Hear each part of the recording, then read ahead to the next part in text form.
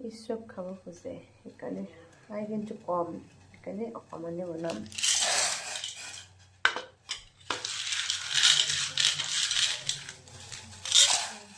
বহাই দিলোঁ, লগতে ৰাতিপুৱাক লৈকে যোগাৰ কৰিলোঁ।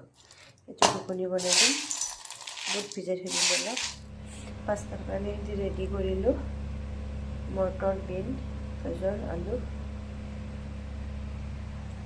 তেলটো বহাই দিলোঁ, লগতে পাস্তাটো আনিলোঁ, ৰেডি হৈ গ'ল।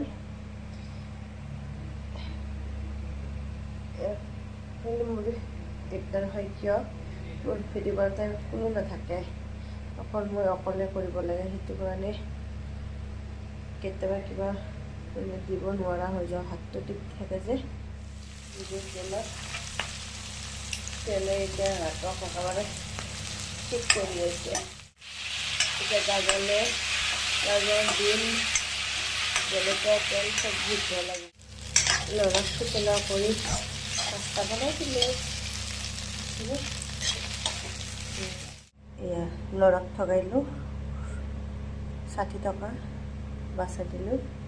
এয়া কণী দি পাস্তা বনাই পেলাই লৰাক ভাল ঠগান দিলোঁ।